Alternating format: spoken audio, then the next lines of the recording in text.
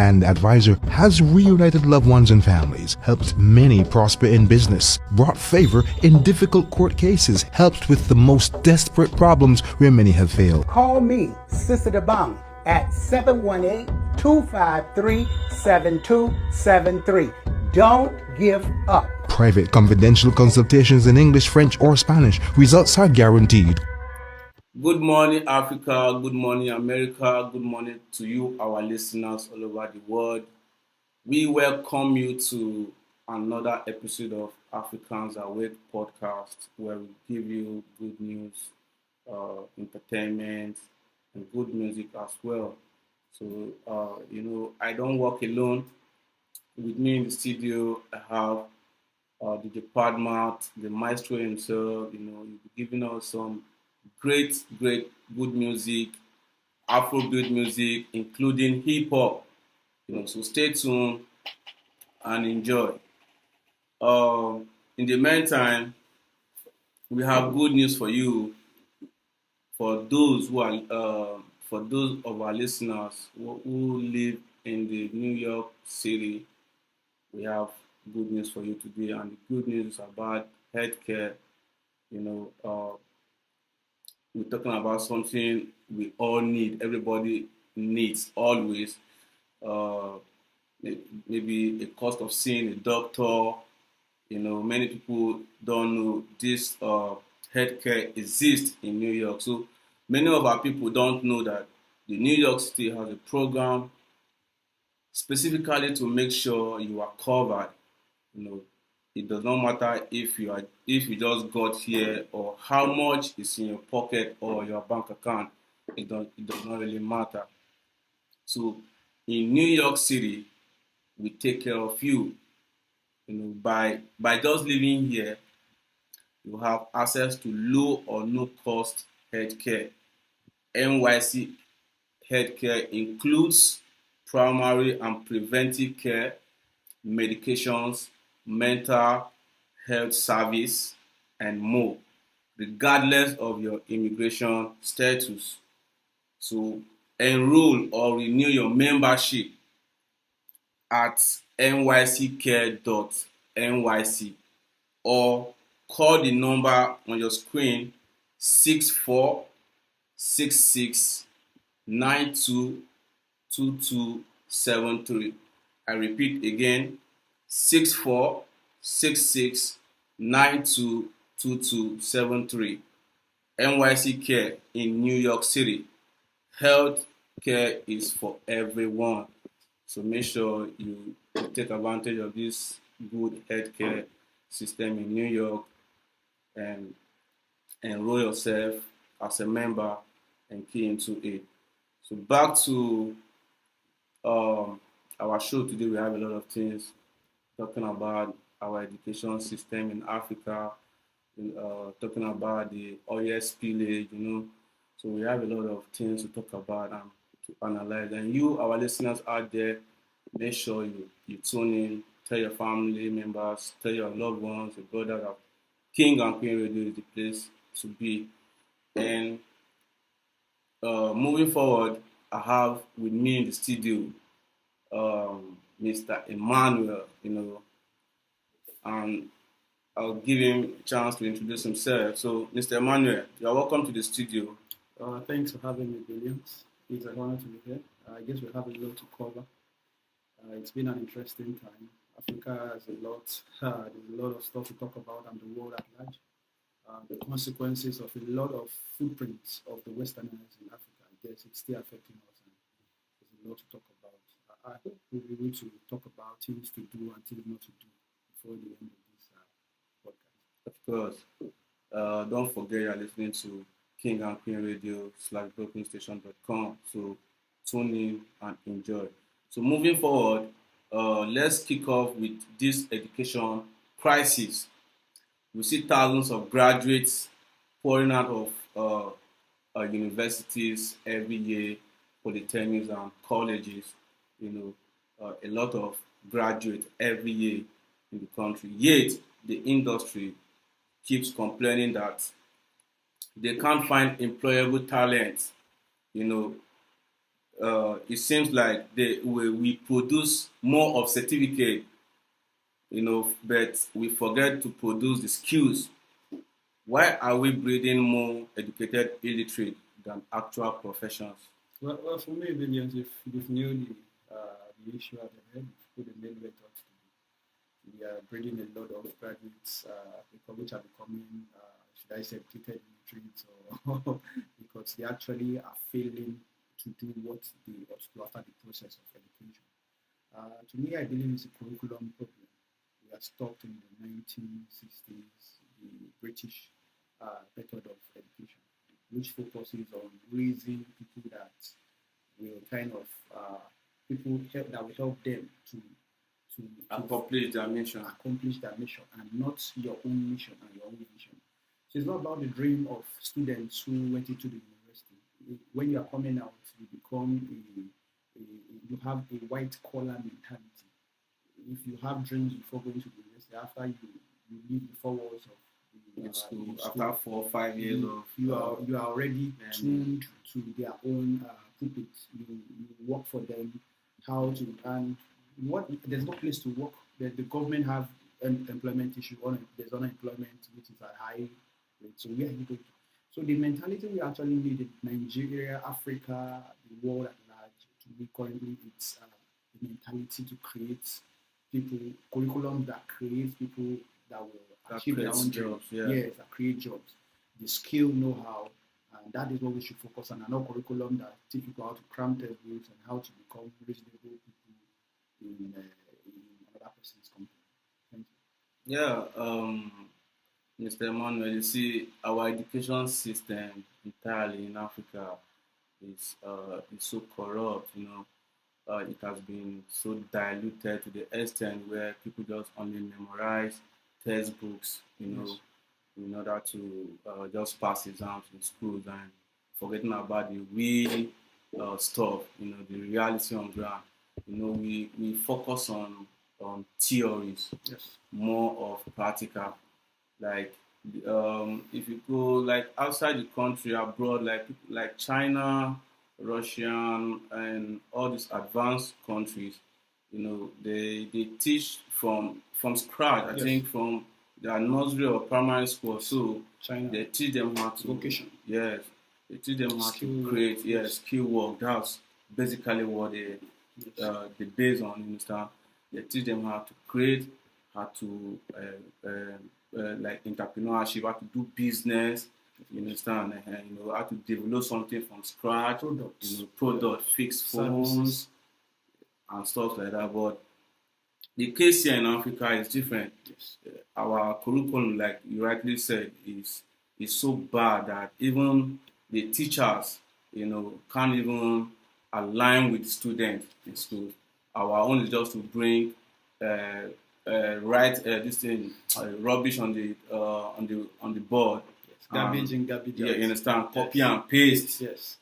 You understand? I actually have to say that one of the greatest nations in the world currently, which rose from nothing to become a strong country, should be China. Much of the Asian countries, they've changed their curriculum that centers much about teaching the actual skill, not just words. For instance, in Africa, like in Nigeria, let's say a student studying archaeology, what are you using that course to do? So many Sociology. These things do not apply to the African terrain. It doesn't.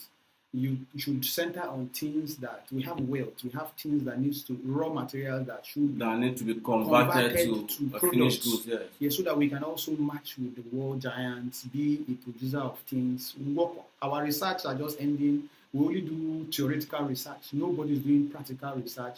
The strength university students, for instance, many of them computer students, don't even have access to computer. And yet you see them having first class, and those are people you want them to teach your own children, pass knowledge and all that. What do they know? So we're talking about theoretical knowledge because it's not about the theoretical knowledge cannot create wealth. Theoretical knowledge cannot get Africa running to compete with the world. What we need is skill, the know-how, vocational skill. What you can offer to the world. Can you convert raw materials to product? Not just studying chemistries in school. What are the chemicals used for?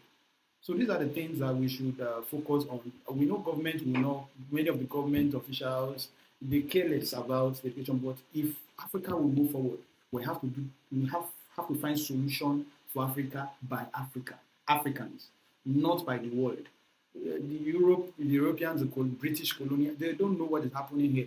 We know what we have. We know what the world wants. So it should be African solution to the world. If I would say, if that would be my what the world need by Africans and not by the colonials. Yeah. Not British telling you what to do, what to study, and all that. Yes.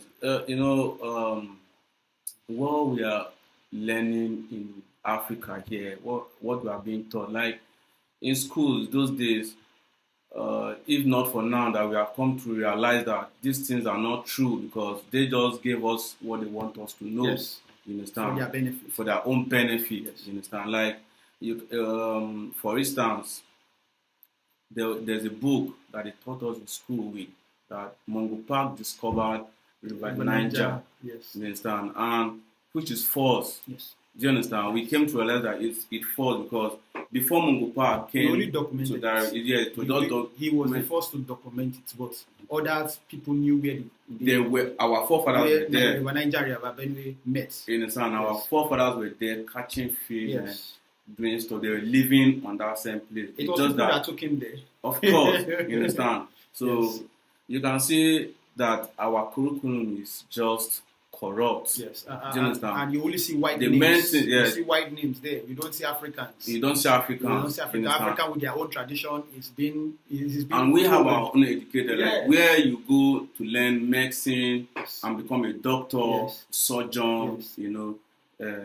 in terms of entrepreneurship, Yes. you understand, that will contribute to the economy of the nation, agriculture, like, let's say, animal farming and the rest, you understand. So all these things are not being taught in our universities. Yes. For me, I would say when it comes to agric, here in Africa, here in Nigeria, we are good because it is native to us. You see, I've actually, that field I understand that people in that field, but when you talk about automobiles, electronics, science, we haven't tried in computer science, we have people who haven't tried, but many of them started. And we have those resources. Yes, not in the school. Mm-hmm. Many of them did not get that knowledge in school. Agric is being taught in some citadels in Nigeria, they are trying, but when you talk about core knowledge that we need, manufacturing sense, like who is producing the chairs we are sitting on? We have people studying textiles in Nigeria University. Are they producing clothes? We have people in computer science. What are the apps that they've produced? $1 million apps or $1 billion? What are we talking about? We are talking about aim, objective. Are we achieving as a nation? Nothing. The educational system is just, it's just as if you are going to rest or you are going for a vacation for 5 years, 6 years, and now when you are out, you don't have anything. And the few that even gets their leg running, they have parents who send them abroad, who give them extra source, and those ones are no longer in the country. So that is the major thing that is clean. Our education itself cannot, like, let's say for instance, a son of the soil, born in Nigeria, born in Africa, went to school in Africa, can they become a world giant? That is what we are talking about. Can the education give them that power, that mental energy, that mental strength to become a giant in Africa? We have people in Europe, people outside the country that, like foreigners, whites, that never left their environment, but the education they've gotten has made them become world giants. Worthy, yeah. You can hear them today. Yeah. You've heard of Bill Gates. Yes, they say they are dropouts, but they got a lot from their system. Yes, it was already like, can a Nigerian do that? Like Mark Zuckerberg, for example, who was a dropout of University of, I think, Harvard or something. Yes. He created app today that connects people. His assignment in school. Can our assignment in Nigeria or Africa be the world problem, a world solution? That's what we're talking about. Like when you talk about many of that app, an app is created to solve a problem. Facebook today now has connected friends all over the world, lost friends, close friends, distant friends. People are making new friends. People are even getting married on the app. And it is solving a problem. Businesses being done. Millions, billions of dollars are being generated from the app, and the data are being so. Can we as a continent have a solution from Africa that will solve the world problem. That will solve the world problem. That's what you are talking Yes, about. that's what I'm talking Our about. A education, product. our education totally is so bad. It's bad. Up from the primary school, secondary school to the university. Yes, whatever you are taught. We don't have lab. We don't have where to experiment. Nothing. Any chemical or anything. And even if you have, there's no equipment. There's if no the equipment is there, it is stored somewhere for another person to use or for somebody to sell. Yeah. And what we are saying is, we have good minds in Nigeria. An average Nigerian is smart. An average African is smart, resilient. Those are the core ingredients needed for one to reach out to the world. But you find out that we are not being, should I say, the opportunity, or we don't have the stage to reach out to the world. Yeah, that's where the brain drain is. The few brilliant teachers we have are also running to abroad, let's say places like America, UK, and the rest to exercise their talent there, to grow yes. Also based on the payment here. The payment here is so very low that it's not encouraging. Like, it does not motivate them at all. So most of the teachers here in Africa, education is not valued. When you talk about terms of mental wealth, like what you know, they want to buy it cheap. But outside the continent, you see people chasing, they need you, they know what you are worth, they pay you well. They know your worth. An average professor in the US, in Harvard, they have private jets. They have products that they've researched on, that is selling, that they have, should I say, museum monopoly, or they have patent rights to. That for every other product, like the phone we have, our touch screen, it's somebody that invented it. Yes. For every touch screen that is produced, it has a patent right, it has a commission. So they drive private jets. You have a foreign professor driving private jet. Why an African professor have nothing to show for it? Even a bicycle to they ride. They don't have. So. They are actually. I don't want to use the poor, but they are actually struggling. It's not. The salary they pay here is very very low. So that's why they are running. It's not encouraging. That's why for them also to dissect knowledge or impart knowledge, or let's say enlighten the student, the youth, they find it hard. They find it hard, yes. Because it's not their pay also is not encouraging. They are not happy doing what they are doing. So we're just doing garbage at what they just read from textbook, they gather in and pour it to you, yes. And you also transfer it to the upcoming generation. You understand? Yes. So that's our education system is so poor, and we need to change. In fact, from the education board, we need to change the way we teach our people and what we need to teach them, what they need to know. Yes. If you say you flush out you cannot just turn the system up. Yeah, we turn the system upside down, and even funding is needed.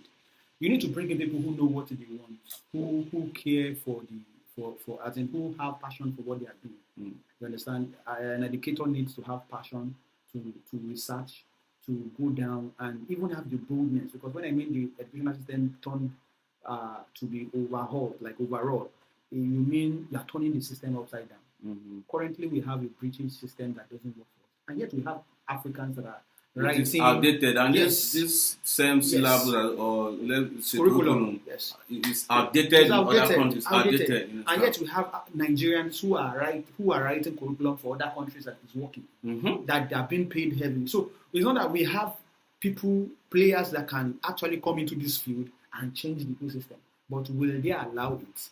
I used to tell people, I say, whatever we are facing today, we are built, African in general is built to produce like a production ground for the higher economy or developed nations. Our education system. We are not meant to develop, we are meant to remain to help other countries develop. Yes, so like this is a testing ground for apps, testing ground for products, testing ground for everything. Why can't we produce? We have everything. We have the money, we have the resources, we have the brain power, we have human resources. We have the manpower. Use it for our own development and reach out to the world. Bring out solutions from Africa that will reach the world. If we have to turn that system upside down, bring men who know what they're doing into the field, that will focus on vocational skills, training, You see, I'm talking about children up to 6 years. They started putting hands on automobile engine, V8 engines. They know what is happening. They hear the sound. They know what is wrong. Here in Africa, even a master holder of Can't fix a machine. Can't fix a machine. Can't even operate you the don't system know what or is laptop. happening. If they open a machine that you've written paper on, that this is this, explain it, they can't. So it's all about theory. No, we don't want theory anymore. This is what we are beckoning. We want people who know what they are doing, practical knowledge. Open schools, open vocational schools, bring in key players, people who know what they are doing. Share this knowledge, and you see, leave people to Practical knowledge. People begin to open automobile shop. People begin to build machines. 4 or 5 youths will come together, bring in capitals, and start building machines, and begin to reach out to the world. And that is how the revolution in Africa will, and in the whole world, will definitely start. And I also think the obsession with degrees is killing vocational skills. Of course. Everyone wants to be a manager Of course. or an engineer, and on paper, but nobody wants to be a skilled technician. Of course, it's the life, it's the illusion of the life. You see an average manager comes to the organization with suit, tie, big, expensive wristwatch, sit down on the chair and don't know what is happening. And yet the workers in the factory, they know what is happening. They have the skill. They are the ones that are supposed to sit down on that chair. But the mentality that they've painted for us, that we are seeing, the illusion is that a manager is much better than somebody in the field. No, it shouldn't be like that. Managers that are handling positions should know better than the people in the field. That's the mentality in Africa. Yes, that's the mentality in They Africa. believe our own is just to know how to communicate, speak Queen's English, and not even. And this is another problem. Yeah. You see, when you go to Russia, some other countries, they just have translators where they transfer. Everything is being taught. Hold on, you know that when you learn in your local dialect, it's more understandable. Yes. You see, the reason why the Chinese people are growing rapidly, both on economic and technology, is because they learn in their local dialect and they understand more in their local dialect. They have more understanding because it is native to them. It is like their own their origin, their blood. They understand it than translating it. The English that we are using today, it's like two-factor authentication. You are trying to first of all translate, then interpret. But when you are in your local dialect, you are interpreting directly to yourself. You already understand. You don't need any translation. You don't need anything. So that is why African have been robbed a lot, and it's so pathetic that our curriculum is we're using an outdated curriculum, which is not native to us.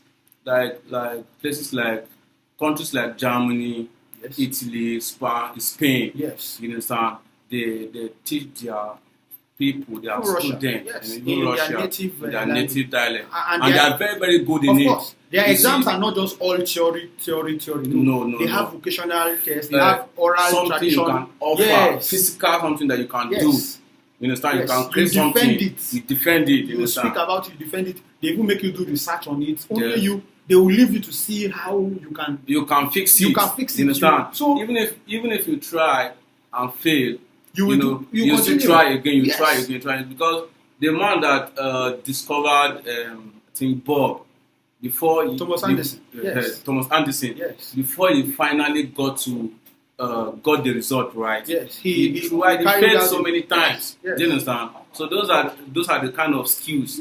Those are kind of things that we need in our society as before he finished those experiments. Some people said he carried out 100 and something experiments. Some said he carried over 1,000. He discovered the X-ray machine. He discovered the white bulb. He discovered a lot of things along the way. Research.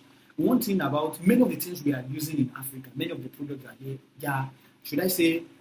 they are not the actual products. They are byproducts of other experiments. Mm-hmm. Just imagine in Africa in general, it's hard for you to see people that produce, let me say, even leather. Many of our leathers are coming from China. Leather jackets, you buy the leather. Toys, ordinary toys. And we have rubber trees everywhere. We have products that, if toothpick, can't we have somebody that can invent? We have people that fabricate machines in Africa. Can't we have somebody that will? And we have this tree. We have matches box machine. Just find people no industry. that couples, let's say, all this engine, motor engine, no factory. Even keke napep, bicycle, we don't have your everything tricycle, just import. your motorbikes, in fact, how your bicycles are being coupled and sent from outside the country. No And these are factories things surviving. that And we these are have. simple things. These are simple things that we have people here that are Should be very able. intelligent. Of course. You understand? To You should have labs, you should have places you can borrow, factories you can borrow to carry out to produce your products. If that's what government wants to do, government intervention, people that, what are we producing? What, like an average graduate that finished university, what are they producing? nothing. They finish university. Most of them are on the street as we speak now. Frustrated. Some are doing Okada. Yes. Some are doing one thing or the other, selling Cab. tomato. You know, Funny it's business. a funny business. Like a graduate, a degree holder, maybe in biochemistry or anatomy or chemical engineer, mechanical engineer. They are all on the road, on the Yes. street now doing POS. odd job, Selling POS. cash you know. withdrawals and all that. Odd It's- businesses and all that. It's just so funny, you know. We Opening, don't have salons. industries where these people can Sound actually minds. exercise Their mind. They are putting their you talent understand? and all that. After going to school, you read again and again. Just you to know. speak good English. So we should really say that the whole educational system in Africa It's just to is speak good English. English. You understand? But when you talk about doings, substance, products, how many people Creativity. are achieving creativity? What's Because that? we've been talking about the world has shifted. We have the AI world. You don't even need libraries anymore. Libraries don't function. Everything, Everything you just- ask AI gives you. gives good you, journey yes. knowledge. So this is what we are saying is that the world has shifted. The world has changed. Africa should move and change with it. If we're asking for a change, that speed, that change. Things are creative. You have people who are like, what are we doing? Schools are just there generating money, and you're looking about the amount of people coming into this system. We have them in their millions. Every year, millions of students will go into the university. Every year, they will graduate millions in their thousand millions. And they are just coming to the market, the labor market, and they are sitting down. Nothing is happening. What have they learned so far? What can they do? What is their... That is why we are so poor now. We are so poor to the extent that the estimate, the statistics as of now in Nigeria particularly, about 140 million out of 200 people, out of 200 million citizens, about 140 million citizens are unemployed. are unemployed and living below $1 per day. Do you understand? That's and funny. inside this 140 million, there are students, about 17 million students. Sound minds. Sound mind, very, very intellectual, very intelligent people who have gone to school, study, and they are back home doing nothing. Do you understand? Some of Rusting them away. nowhere to practice what they Nowhere to have learned. practice. That's the main problem. And this There's is no the problem. industry. Before independence, during the era of the colonial masters, when Nigeria was still working the way it ought to, there were systems where people go. There were jobs ready for people once you finish. In particular, maybe you're a mechanical From engineer, six. you finish. They will ask you, do you want to work or do you want to further? Further. If you say you want to further, there is a system for you to go through scholarship. In fact, they were begging people to go to To school. go to school. And you see people, we have plants then in Peugeot, there was Mercedes plant where they were coupling these cars in Africa. They needed manpower and we were producing manpower for those factories. You have people that were into agriculture. Agriculturals, we were doing well. The cocoa farm, the pyramid of granite in the north, the cocoa pyramid in the west. You have people doing well. But currently, these things have changed. The world have changed. You have entered an era where you need to diversify, know what you are doing. There's no more plants. Even we are no longer creating plants for these people. We don't even have people who know what they are doing. We only have roadside mechanics. You have roadside engineers that are taking this place. The graduates that are supposed to come and replace these people add more knowledge and they don't even know anything.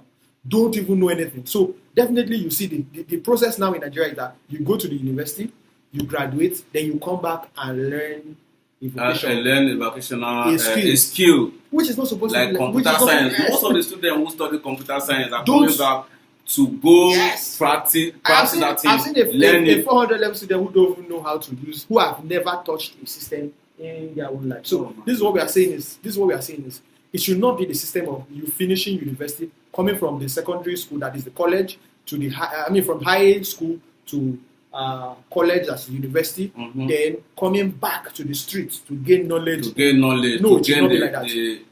As you are coming through that system of high school, education, college, they should be able to impart knowledge in you that is not available in the street. That when you are finishing that system of education at university, you can create job for yourself. You don't need to people. Work. Yeah, you can create job for people. And you know what you are doing. And you know what you are doing. And definitely professors will gain from this. Yes. Nigeria at large will gain from this. In fact, the world, Africa at large will gain from it. And because there will be development in all areas. Of course. Right. And this is just the funny thing about it. We need people who know what they are doing. Yes. We need the educational system to change. People bringing in. We need our curriculum, our syllabus to change. A student is studying about 14 courses.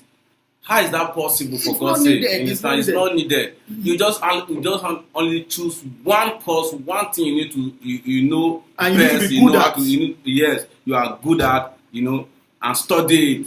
And at the end of the that's day, how the education system is in the overseas, UK and the rest. Yes. European nations and all that. But and funny enough, when you have this thing put in place, you see, everything will begin to work. Because even the education, like currently in Africa and in Nigerian educational system, one of the things they've put in place is... See, electrical engineers are working in the bank. Yes. Yes. People who are supposed to impart knowledge. Yes, and they are not doing that. And you see, universities are mandated to create revenue. You see, for the government. So they are just all about enrolling more students. Yes. They just care about instead of the government bringing more money from, because they are gaining from the product of the students from the university. They are the one now asking the university to be a factory, a production ground for generating money. Most of the universities in Nigeria, or let's say Africa as a whole, they don't have laboratories. They don't. For science students. They don't have where you go to, where you can practice what you are learning in theories from the classes. When you go to practice these things. Raw knowledge. It's raw knowledge where before you say you understand something. I was taught by my dad. My dad once told me that before you say you know something, you should be able to use that thing to do whatsoever you want to do. Maybe you have maybe you have water in your hand. You should use that water to produce maybe drinks, soft drinks, cold water, and that's when you understand. I understand that concept. Many people that are in school, they are teaching them old knowledge, outdated knowledge, not current knowledge. You have a mechanical engineer that does not know how to use, to fix, to fabricate, do not know how to repair, do not even know how to produce. So this is a big problem that we're having. This is not just about the theory knowledge. Don't just come and sing song. Don't speak big English or let me say verbose. Just open your mouth and speak large. But we are saying know what you are doing. Yeah. An average, an average Japanese or Chinese. You talk about Japanese. They are good in that. Most of their cars and bikes that we are using in Africa is from them. It's from them. So they know what they are doing. Kids already know the factory they are going to when they are graduating. They know where they want to work. They know where they want to work. Yes, they don't want to work under people. Industrial training. Yes. And there are systems. I heard of in China, for instance, you see the government go around. Once you can produce a product, maybe you say, I can produce a spec. I can produce webcam camera. I can produce mic. They empower you. They will bring in professionals that will standardize that product. Check it. Is it up to standard? If it's up to standard, they will evaluate it. They will give you a score. If it's not up to, they will bring somebody that will train you to become better at that field. And once you can produce it, they will empower you. They will ask you, for you to be able to produce 20,000 of this in a week, they will ask you, what do you need? Yes. And they will put in money into your company, and definitely they will put somebody a marketer for you. They will bring in people who know what they are doing. They'll give you a marketer, an accountant, and everything. All your own concern is to produce. Your commission is being given to you. Your commission is given to the country. The government have their own commission, and every party involved will be settled. Yes. And that's why you have many products leaving China to Africa. Yes. Many people don't even know where their product is going to. They just know they are producing. Every day they must wake up. They must produce. Thousands of products are coming into Africa, especially Nigeria. Clothing. They have toys. They have In fact, in China they have this University of Toy. Can you imagine Yes. where people go to learn how to produce just toy? Yes, just toy. You are not You there to can study imagine. anything. So look how advanced they are. I'm not sure that course is being offered in many places in Europe and the rest, but how to produce any toy from your teddy bear to your toys that are the transformers you have that All these move and all that. Chinese All these robots. Chinese phones Yes. that are being fixed by Everything. their Secondary school students. secondary school students. Yes, they are high school Yes, students. Yes, that's it. So what is African? It's not about African, we know how to speak English, we produce, no. Because if you find out, we say, yes, we have human resources. Many of our human capitals, that is people who move from the local continent to foreign continent, that is outside the shores of Africa. Mm-hmm. When they get there, that is when this country, these companies begin to run their own software in these people. Like, what we want you to do. They begin to teach you how to work their machines, how to do this. It's not supposed to be like that. Africans should know what they can do. They should start doing it. They should be importing knowledge outside of the country, outside of the continent. And as African at large, we are great. It's not about an average African can survive. We have potential. Very, very. We have very, we are resourceful as well. You can see that. We have so many of our doctors who travel abroad and they are making it. Of course. They are making big names. Yes, they have their own hospitals. The best surgeons in the world are mostly you Africans. can count a handful of the Africans. Nigerians. So we are very, very intelligent. It's just the avenue, the platform, like the atmosphere to practice, to learn this thing, you understand, in a good way and be productive with it. In Nigeria currently, in Africa, because I've seen that in all African countries, it's sad to say that we only have two industries in every country in Africa: politics and others. It is, if you are not in the political system, the allocation meant for your company or your factory, or your sector, we never get to. Yeah. And it's a shame. It's a shame. Only government would that this fund should be spread across every sector, and then Africa will be. The money we are generating now, great. yes, Africa will be great. When you talk about revenue, Africa is generating currently. If we should do what we ought to, our GDP is very low, very, very low compared to some little countries like let's say Switzerland, Israel. You understand, Israel. Even Ukraine that is at war, they are still generating revenue, more money. Of course. You understand? So compared to we that have Africa that have oil, we have everything. We have everything. Precious stones. We have all those stuff. So when you talk about if we do what if Africa is doing what it ought to do, like changing their curriculum, making it for Africa. You know, the curriculum we have now is not for it's not for Africa. It's not for Africa. But we are using imported. It's important for Africa. So that's why they will just tell us what we want, what they want us to know. Yes. You understand? And that's why when we travel out, we can easily navigate. Yes, navigate and just merge with the system. But when we have a curriculum that is meant for Africa, for Africans, we really where someone that studies medicine will come out perfectly and know what he's doing. Yes, you understand? That knowledge will become great in Africa. We'll be sharing our knowledge. We'll be helping the world at large. That is what I believe. Yeah. Okay. Thank you. That's the truth, my brother.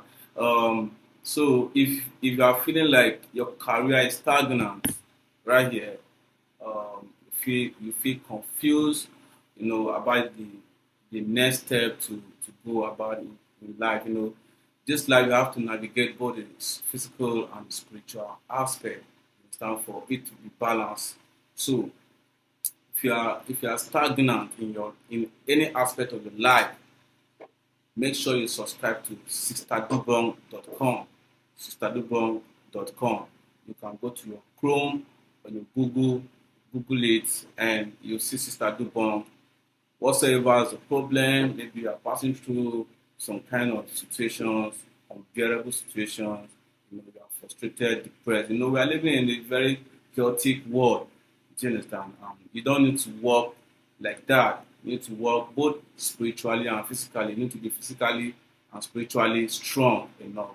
So subscribe to sisterdubong.com for your cosmic, personalized horoscope reading. You understand? So don't be trapped.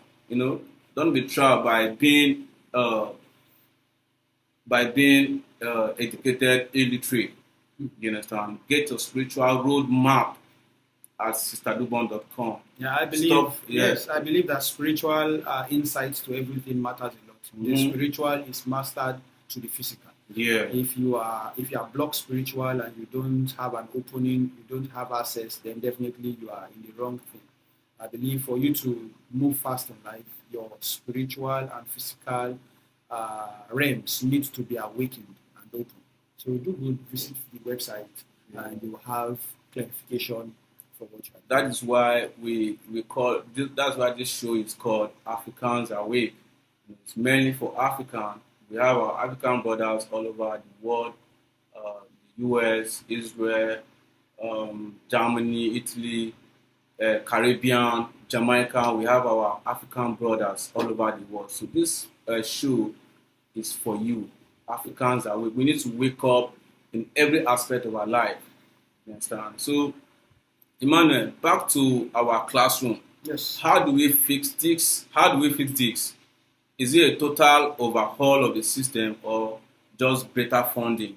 First of all, I want to let you know that it is physically impossible for me to do the same thing over and over again without and getting expect results. To get a different result. We need to change everything. It is not working. It is not working. If it is working, would have 30 years ago would have gotten it. It is not working. We need a total turnover of the whole system. We need to turn we it actually need a mindset. Yes, reawakening, updating, whatever you might call it. We need to format the current system curriculum that is not working. It's totally outdated. Yes. We are in a AI generation. We are in a generation where things work fast.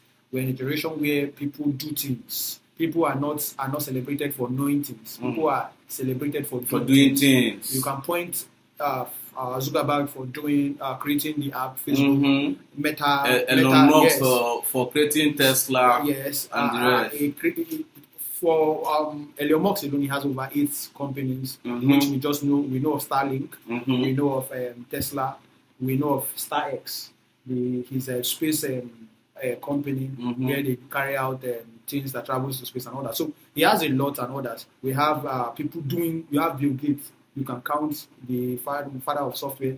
He created one of the first Microsoft. So you have people like that. You are counting them because they are doing things. What's his name? And Jeff Bezos. Yeah, he's doing things. Yes. So even let's not count them alone. Let's count our own African giant. What's his name? Aliko Dangote. He's doing things. In terms of entrepreneurship.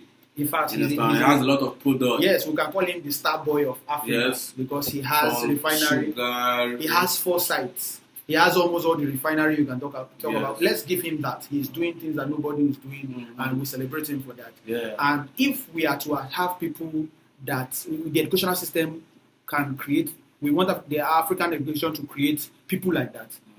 It should focus on skill, vocational development. It should focus on doing things and not just people knowing things.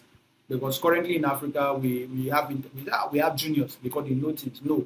We are not counted. We can count as much as, but we are talking about people who are doing things. Even our political leaders, they are not doers.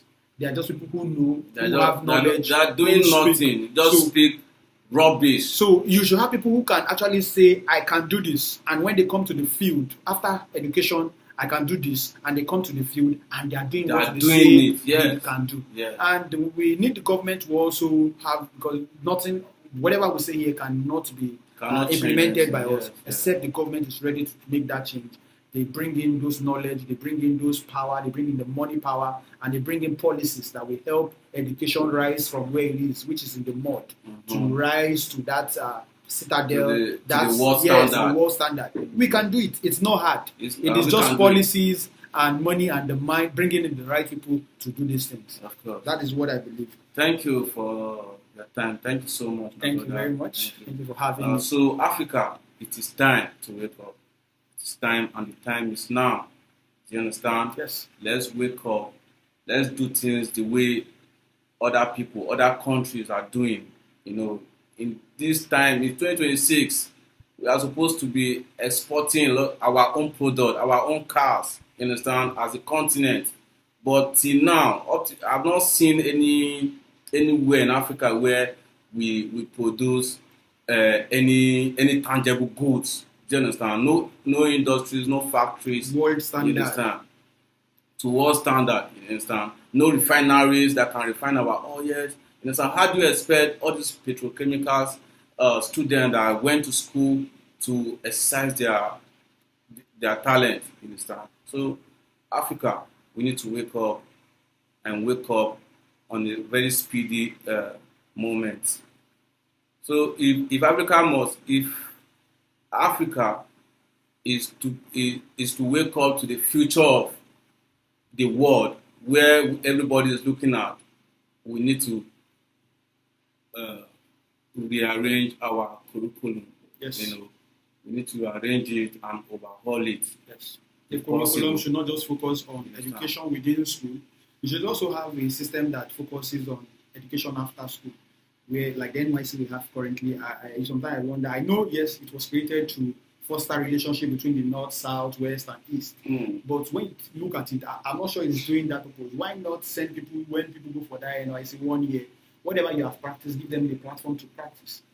And from there, you know how many people have the skill to reach out to the world. So that when they're leaving NYC at the end of it, they are grounded, they have a skill. They not just... The reverse is the case in our country, because most of them just go there, just go to school, teach, go and sign, and after that, they become more dull than being sound, than the way they came in. So for me, I believe the educational system have a lot to do. Government have a lot to do in the educational system, bringing in the right players into the field, touching lives, and even making people because it's not about just knowing, it's about doing. People who are ready to do.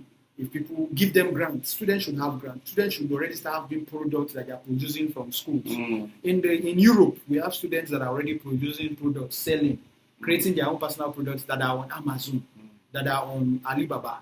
So you have all these guys producing, as students already generating income from their own personal products. When they graduate, they already know what they want to do. They know the factory they want to open from their parents' garage at home. That's where, what's his name, Zuckerberg started from. Zuckerberg started from his garage. He rented the garage, and today, when the company was $1 million, they asked him to sell the company. He refused. So even his professor was shocked, but today he's a multi-billionaire. Metaverse is no longer Facebook. We have Metaverse. He has other products under them. We have the likes of WhatsApp. And WhatsApp was also created by somebody who came to look for employment in Facebook. And they did not give him the employment. So he left and thought about having a personal chat. And he created something. How many Africans are creating this stuff? Are these app flying? Are they scaling? What are we talking about? We need products. We need graduates who are producing, who are articulated, who are productive. That is the word. And helping Africa to scale out of the low GDP and poverty mentality and poverty scenario that the world is looking. An average European, when they're looking at Africa, they look at us as people that are poor. It's not like it, that is the reverse. We are very rich. We don't just have the ability to manage our resources to produce the right products for the world at large. Thank you very much. Thank you so much. We'll be going for a short break, and the partner will be giving us some Afro beat music.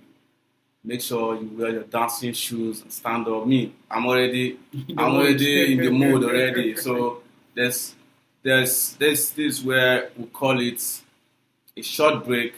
We'll be coming back. Enjoy the music from the department. So, and don't forget, this is King and Queen Radio / Brooklyn Station, and you are listening to us live. So make sure you like and share our pages. Thank you so much. Coming back. And advisor has reunited loved ones and families, helped many prosper in business, brought favor in difficult court cases, helped with the most desperate problems where many have failed. Call me, Sister Dabang, at 718-253-7273. Don't give up. Private confidential consultations in English, French, or Spanish. Results are guaranteed. All my heroes from Lagos, Kigali, go reach Kampala.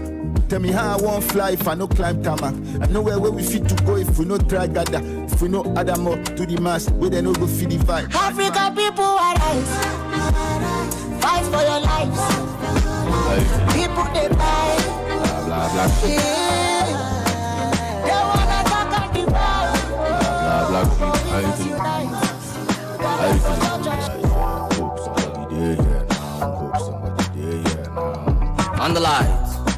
You're supposed to the darkest.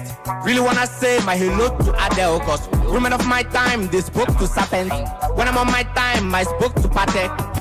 BAG, but don't be perfect, cause women of my time, they spoke to serpents. Spine of my spine was bone to serpents. Never thought I gave my bone to serpents. Them got me tinkling my toes. Got me rumbling my blues. Got me blushing while I'm chatting with my baby girl. Got me thinking I'm in love. And I'm a wagon one key, what can I see? All of a sudden, I've been cranking, I've been cranking, I've been starving, I've been shrinking, I've been hard and I've been changing, I've been bad and I've been blinking, I've been down and I've been drinking, down and I've been. Now you bounce, now you leave, bounce now you. Best you bad, now you sneak, you bad now you. I'm so high and I be geeking. I know by my altitude, I'm played on my Frank Ocean when I be sleeping. I wake up beside a pool. I wake up beside a pool. I make some gelato too. I roll up a back of wood. And deal with your attitude. And I'm a walking one key, walk a miss. All of a sudden, I've been cranking, I've been cranking. I've been starving, I've been shrinking. I've been hard and I've been chinking. I've been bad and I've been blinking. I've been down and I've been drinking. Now you bounce, now you leave. Best you bad, now you sneak. You wanna be right, but you wanna be left alone. What? Melo get anything for you, can get shift to post.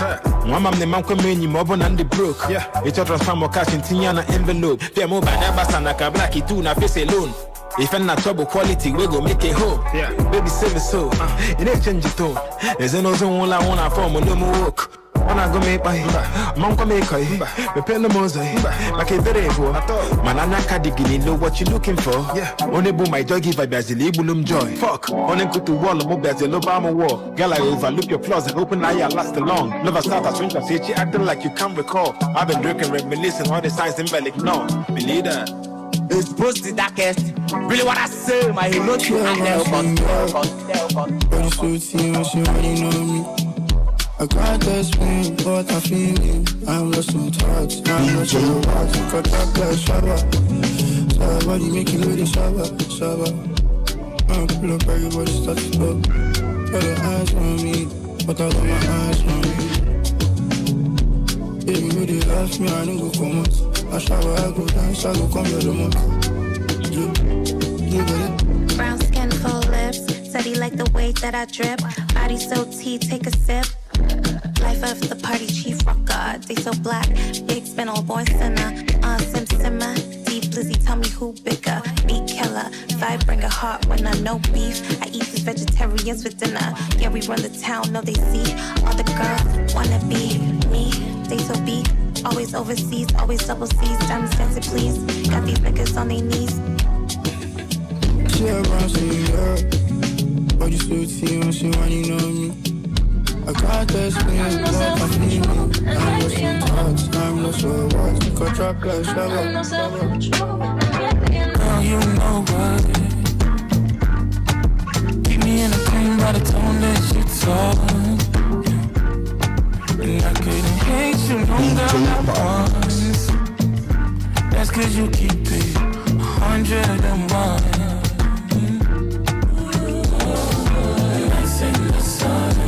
Sweet music on King and Crew Radio. Where are you at? Get in the vibe, get in the vibe. It's going down tonight. And I want you to share the live. DJ Badwax and Deck. Big shout out to Zina Pelli. Big shout out Sister Dubo. Big shout out to all the ladies on Barbados, Bermuda, Brooklyn. Baby, you know me, I got problems. You know, me, I just want burn some time. Baby, light up the candle. Big shout outs, Billions. From morning to night, to she movie. Big shout out Valentine. John Friday. It go be like movie. Nah, nah, nah. Big shout out Ricky. My juice, sipping on fine wine. Big shout out Tony Bland. DJ Lucifer. Not the way they do all the things you do in a different. Yeah, big shout out King and Cool Record. Big shout out Brooklyn Station. Type of slang. Taking it slow from the start. Different type already. Bust my medulla, vibe so steady. You are my adrenaline, I'm so ready. Put it up on me, I wanna spend it.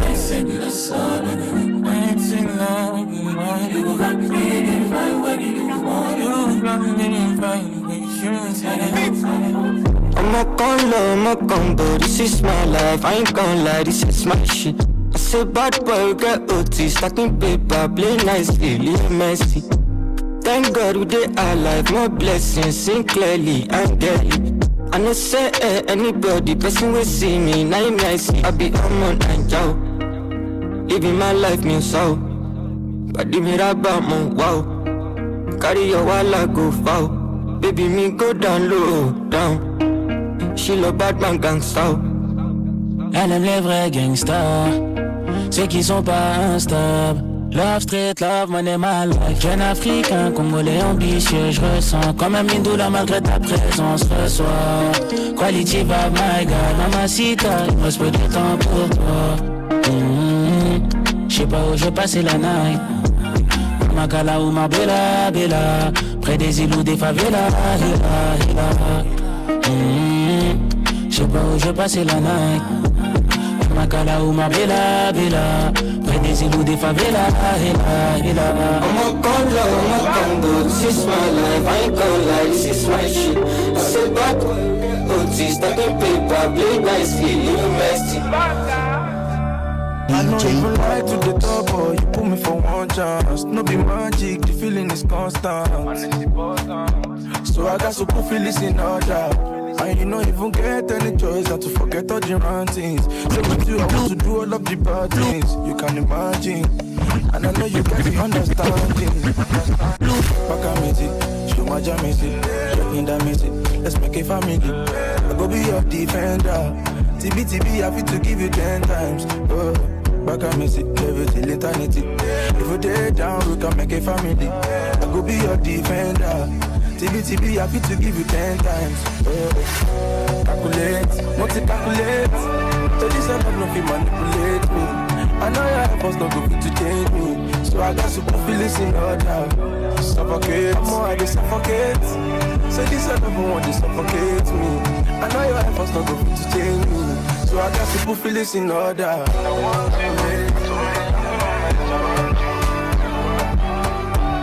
know your efforts not go fit to change me. So I got to put feelings in order. Suffocate. I know your efforts not go fit to change me. So I got to put feelings in order. Bakamiti, show my damage. Let's make the family. Go be your defender. TB, I fit to give you what the hot body can do.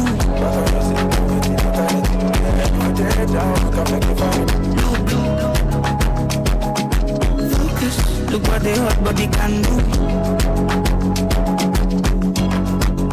Body be dancing, slow wine, so my body so fine. Like wash when I'm at her inside. 2 1 when I'm at her inside. Makes sense, oh, makes sense. Oh my God, I need resistance. Fragrance from a distance. Makes sense, oh, makes sense. Body be dancing. Controller. I get in both for my holder. Make your body slow when I slow down. Put it on the road, no go loud down. You know the things I wanna do tonight. Unusual. Put it down, make it take away your peace of mind. Go blow like water, we get the freeze up like open your eyes and look. Look what the hot body can do. See, look. Focus. Look what the hot body can do. Body be dancing. Slow wine, so my body so fine. Like wash when I'm at her inside. 2 1 when I'm at her inside. Makes sense, oh, makes sense. gonna need resistance.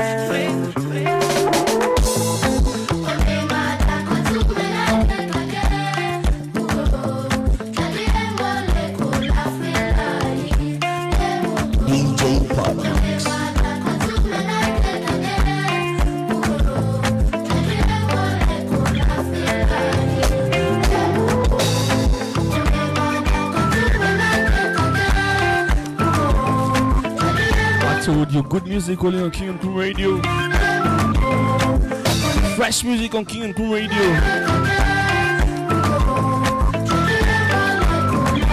Just share the link, share the link. Back outside on my mom. I was at work, so I didn't know. It wasn't my fault on my mom. You were out chasing the rainbow. I'm back outside on my mom. I was at work, so I didn't know. It wasn't my fault on my mom. You were out chasing the rainbow.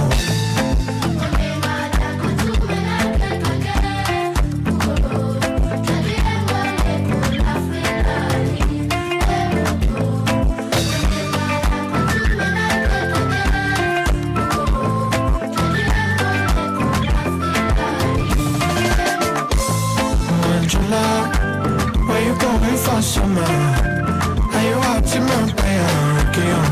Make some more jello. She not for now. Where you want the Lagos? Now we go shut your pick up. Now they waiting for Lagos. Oh, July. Where you going for summer? Are you out to Montpellier? Make some more jello. She not for mon cœur bat tout allé. Tu m'as ensorcelé. Ton amour est comme ça. Mon amour est sans délai. Nana yo attendele. Bolingo na yo mbeli. Etinga na ma bele. Tu m'as ensorcelé. Oh bominga mbale bele bele. Sans yo na vie nanga nazaré. Encore une fois nazole la lela. Nazole la lela.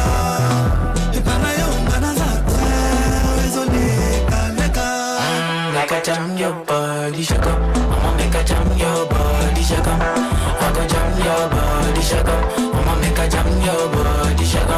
Make a drop your body shaka. I love it when you drop your body shaka. Say make a jam your body shaka. I love it when you drop your body shaka. Hold on to me, hold on to me. Baby, don't be quickly when you dance for me. Hold on to me, hold on to me. I'm making bad decisions when you're next to me. I know you hot like a psycho. Things what you do, they make me lago. In case you really want to free your mind, no. Not only me, we give you all the hypo. Talk to me nicely, I just got sorrow. Only you be the perfect designer. Got me addicted, oh what I feel it.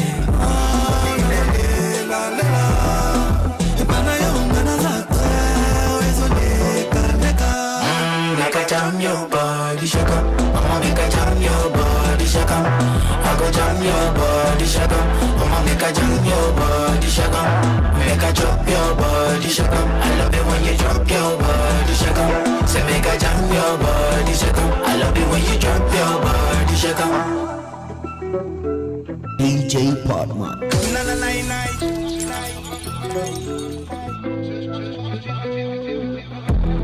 I go balance, I go roll up on your body, you go pass on. Need you now. Make I give you all the love and raise your standards. Like a jam your body, shake up. Make a jam your body, shake up.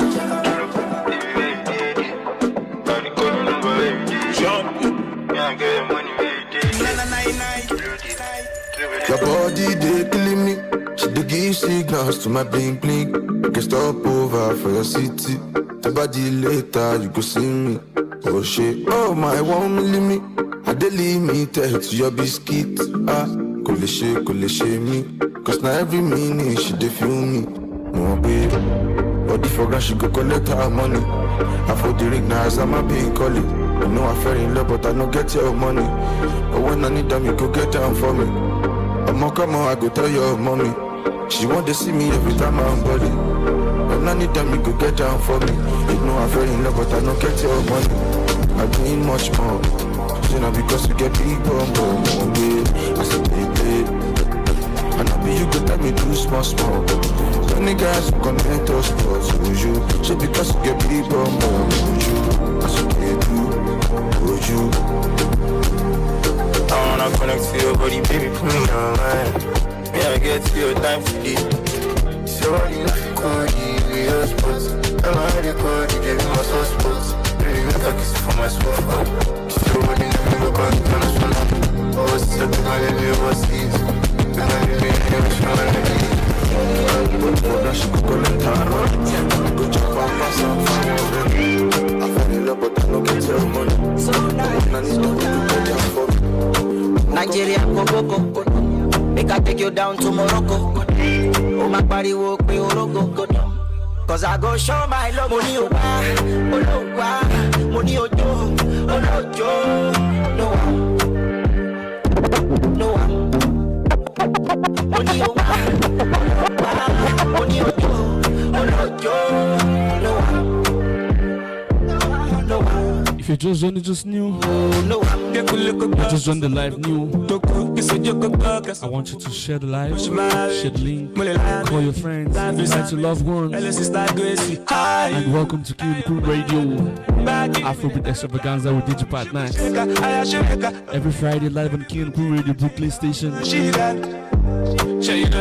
touch the dial. You can check our webpage at kingandcrewradio.com, brooklynstation.com. Call our number 718-253-7273. If you're going through a lot spiritually, you need help in psychic reading, 718-253-7273. Call us now. You can reach us out on africanreader@aol.com. africanreader@aol.com. She like it on the bad man too. She love it anything I do. Say no other bad man gets it at you. I'ma get back. Something it could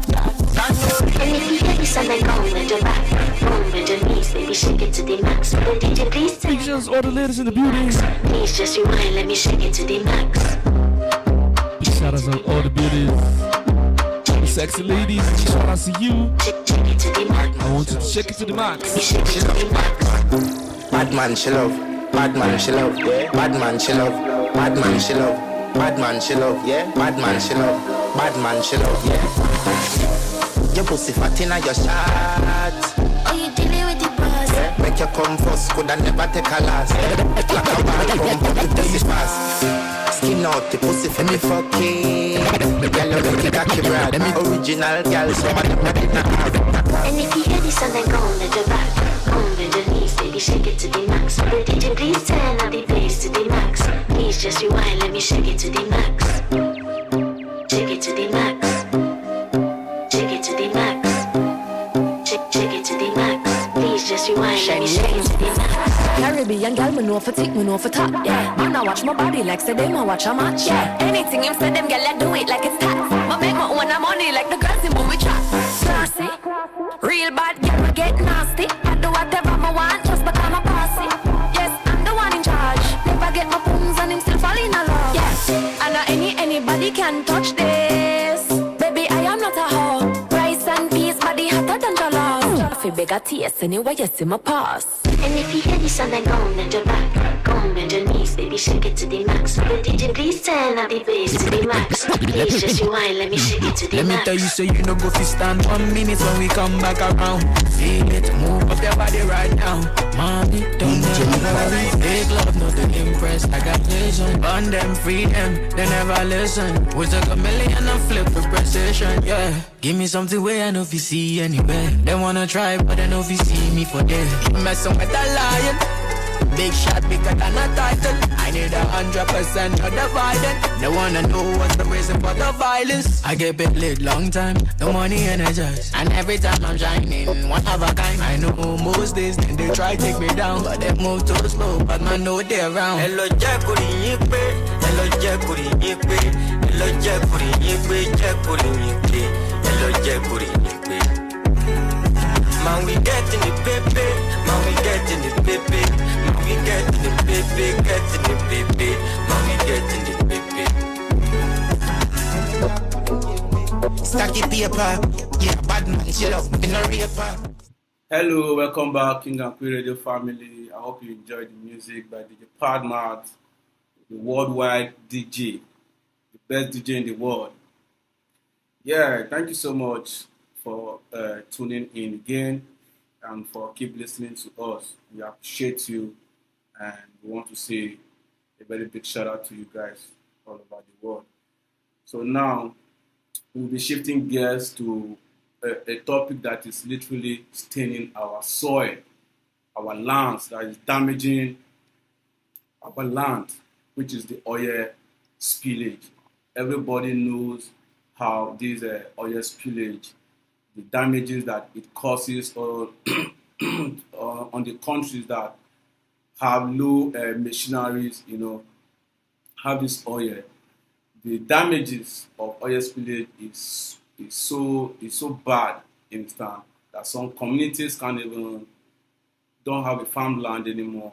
They can't fish, because most of these communities, they survive by fishing and by farming, and there is no good environmental checkout for them. So we'll be discussing on oil spillage, and we'll be begging the government of the day to help secure our products for us. So, Mr. Emmanuel. Billions, for me, the issue of oil spillage in Nigeria, I believe, is an issue of corporate greed and systemic negligence on the part of the key players that are involved. For instance, this is a multi-billion, in fact, a trillion dollar company, oil in Africa, oil in Nigeria, where you have barrels produced per day and all that. When I say corporate greed, in the sense that less is being given to the parties that the oil is being taken from their soil. No system for them to get back from what this government or from what the key parties involved in generating this oil. There's no returns for the local community. The local communities that have this oil, where this oil is being produced, where it's being taken extracted from. There's no systemic. There's no plan in place for them to, number one, for them to get back from the generated revenue. Number two, the oil that has been spilled. In fact, there should be zero spillage of oil, but because they don't care. And to me, it is a calculated weapon. Yes, against these people. They are weaponized against, because if there is those people, they don't want them to be there. They want to spoil. They want to turn. And the Niger Delta, when we talk about Niger Delta, the oil Gulf countries, and where in Africa, currently in Nigeria, where this oil have been taken from, those areas have one of the sweetest, or should I say, the most productive soils for agriculture. Mm-hmm. They have reserves. They have wildlife. They have fish. When you talk about fish, they have crayfish. They have crabs. They have a lot of all this stuff that you can't find in every other part of Nigeria. They have. These guys are very rich. So where you now come, you extract oil from the land, and you make those oils spill. You spoil their source of livelihood. It's as if I don't want you to do anything here again. I come, I spoil everything, and I use methods, because the like methods, system you don't want to drive them. I don't want to tell you I don't want you here, but I use that as a weapon to chase you out of your own land. A lot of people are being chased away from their communities. Of course. Like Ogoniland, where this oil spillage is mostly affected by these communities. Most of them have run away from their communities. No good soil to farm, because this oil spillage, the damage that it causes, it's like it will take years, like 30 years or more than 40 years, according to scientific research. Yes, of course. Before of course. These are chemicals, hard chemicals that are not good for the human life. You see, we are talking about not just human life. Yes, everything that has life. Everything that has the soil, the plants, fishes in the rivers, the plants, and human. In fact, the rate of, we're not talking about spillage because we just want to talk about it. The level of contamination we have of this oil in the Niger Delta is a dangerous level. level that you cannot have anywhere in the world. Let's say, for instance, since when oil was discovered in Africa, in Nigeria, let's say since 1987, 1987 or 78 to early 2000, we have over 5,000 oil spillage. Like when we talk about contamination, where the oil is being spilled and where river meshes, lands are being corroded by oil, like where you have them spilled over and those soils are being contaminated. This is factual evidence. These things are done. And most of the causes of this oil spillage is poor maintenance of the companies. Of course. You understand? And they have nothing to drilling and equipment failure. Poor management. Pipeline and vandalization. Because, for instance, you don't expect the method of, because there are different methods of extracting oil. We have the ones for high, that they are expensive.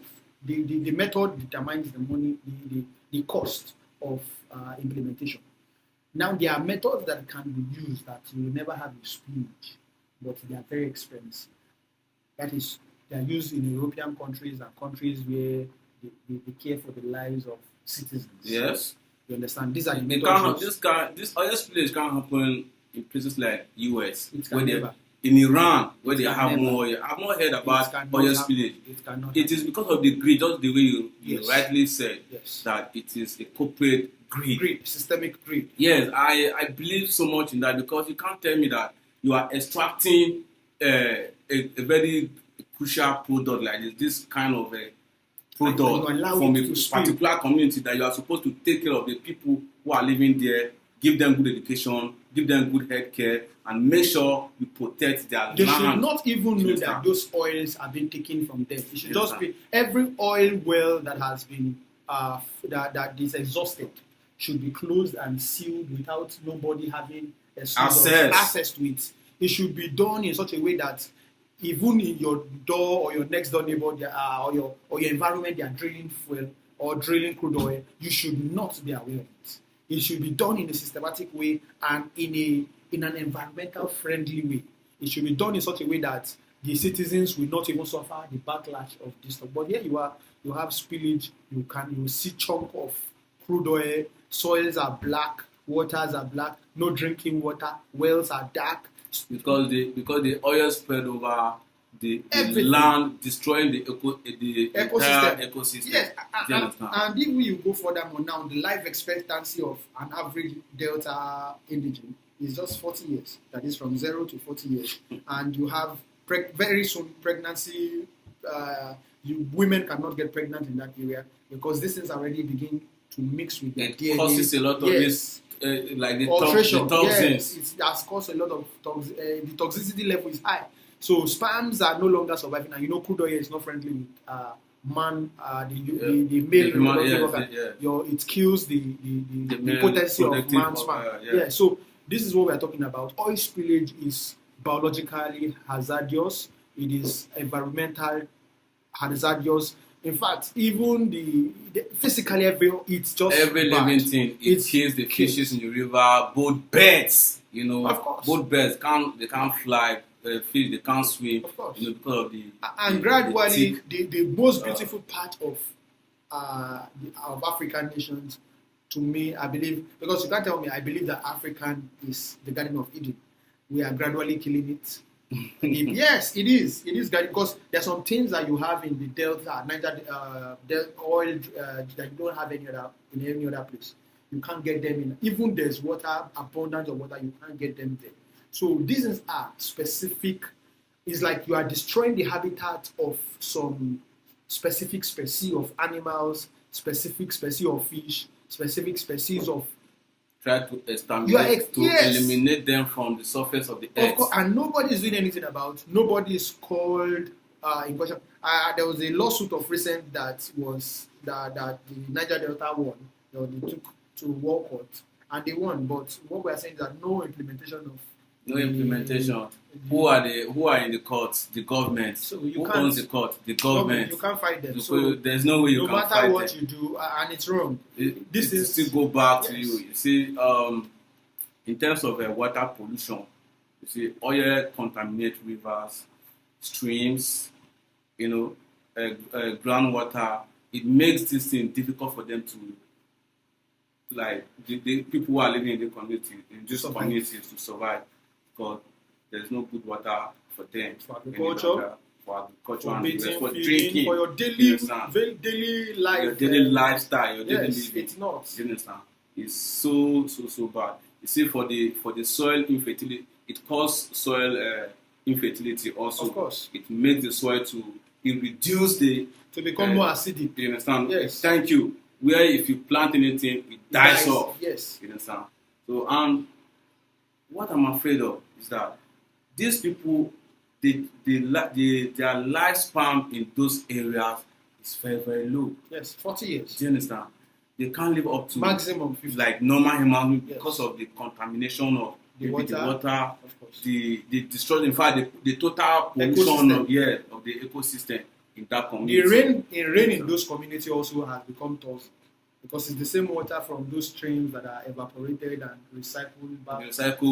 So it is a toxic environment for people to grow their children, people to live, people to eat. And it is not because it was like that initially. It was because of the negligence and corporate greed of a lot of parties involved. We have multi-billions generated from those billions of dollars generated from those communities. And if you go to those communities, see, it will shock you that they don't have good roads. Of course, I've been in Port Harcourt, I think some years back. I think 2017. You see some villages. You will be wondering, these people are still living in ancient of days, or and these people are so rich. This is where the federal government of Nigeria are generating wealth from. I don't know why. I don't know if there's a law or there's a decree on ground that is making this money not come back to our citizens. Is it wickedness? It is. We don't know what's happening. I don't really understand. For me, I believe. You see, loss of livelihood. Yes. People who survive by fishing, agriculture. They can't farm, they can't fish. Yes. You understand? They can't fish. The soils are not even good for agriculture. The communities are badly affected. Fishermen losses fish, farmers lost crops, families struggle to survive. The fish produced from those environments is not healthy for individuals, because we find out that once those fish are taken to the lab, they are being tested, they have high toxicity of these crude oil chemicals. Even the vegetables from those places, the mangoes, the maize, the cereals, whatever you plant in those areas, they are no longer healthy because they have high concentration of poisonous substances which are to human, let me just say toxic compounds which are not good for human health. And they should have key players like NGOs or from the big multinational companies, crude oil companies, who come to this company, who should be able to carry out the cleanup. Yeah, there are things that should be carried out, clean up on spillage. Nothing like that. It's something our Nigerian government, they know what to do.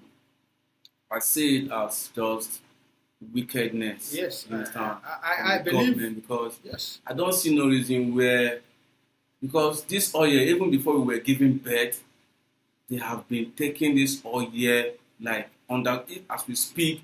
There are some vessels that are taking this oil illegally to other countries, to other African countries, European countries. You understand? And the community, they are not benefiting anything. There's no good road, like I said. There's no good hospital for these people. Road. Yes. They can't no access. Center, you understand? No healthcare. I watched a video where a very dark man went to this guy's village, Bona Boy's village.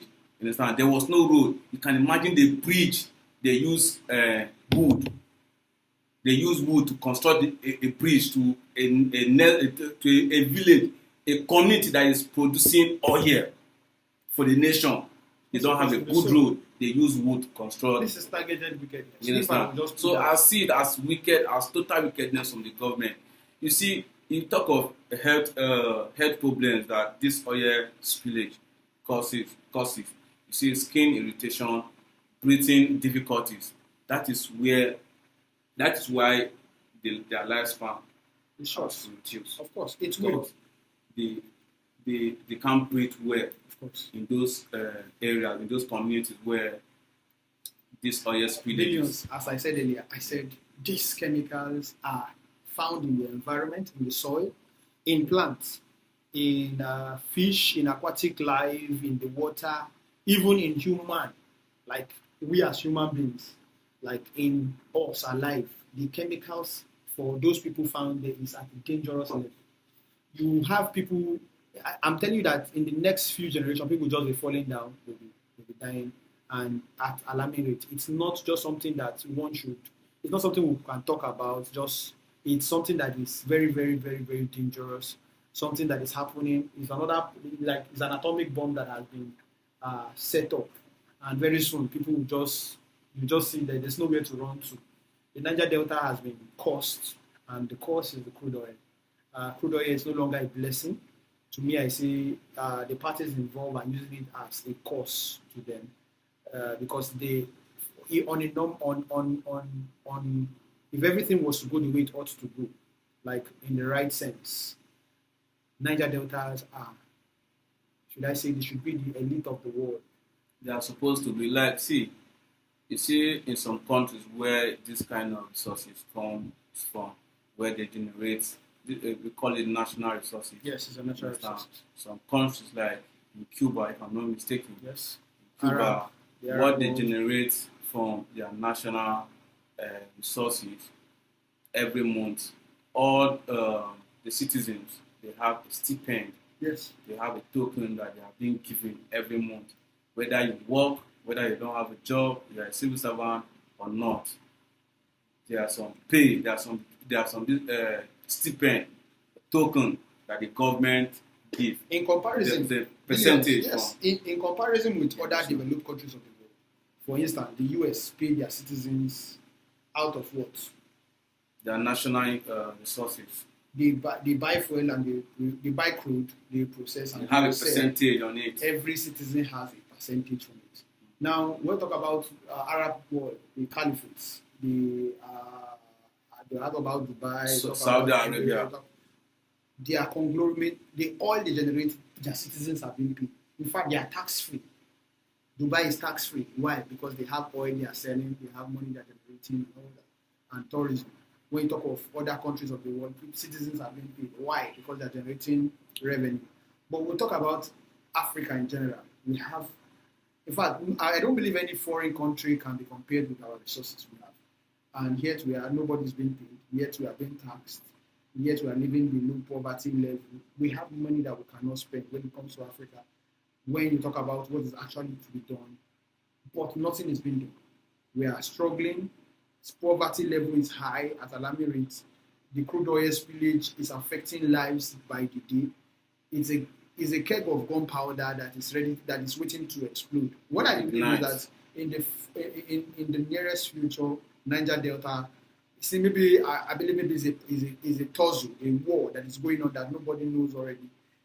Nobody knows if any human will ever exist. Of course, after the civil war, war, I believe maybe they decided that they will use this crude oil to cause the Niger Delta. You know, most of the people who benefit from this oil are not it's the British. Yes, it's the British people, the American, the northern part of the country, and all that. You understand? The main people who own this product are being behind the scene. Do you understand? Of course, they are not benefiting from it. They are not benefiting anything from it, aside from there are maybe few of them who selected few. Yeah, selected few who they are scared of, who might be a stopping force to their plan and their agenda. That's why it has been like Aselu Tokumbo, who have been fighting for freedom, for amnesty. They should give them one of they have been.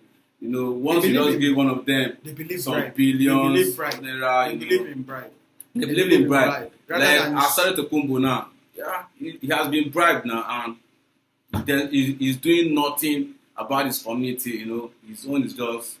In fact, that's another story for another day. Bribe rather than doing the right thing, they believe that they should bribe to sort the immediate problem and just continue mining the oil. Rather than settling and putting amenities on ground. We talk about healthcare, we talk about source of livelihood, industries, company, lights, lights, pipe-borne waters, good waters should be put in Good schools. Good schools. This one should benefit the indigents of those communities should be the first to partake of this oil, this revenue, yes, that is generated from that area. So that is what they are actually agitating for, and that should be the best, because for me, I believe that oil spillage is a curse rather than a blessing. Nobody in their normal sense will want to stay in a house and set fire on that house. It's wrong. It's human wise, it's wrong. It's not possible, and it should not be done. And should not stay in the house and go and bring terrorists or bring fire or set that house on fire, because there will not be peace. It is written in the Bible that pray for the peace of Jerusalem so that it will be well with you. What that means in general is just that you cannot stay in a house and set it on fire and believe that it will be well with you.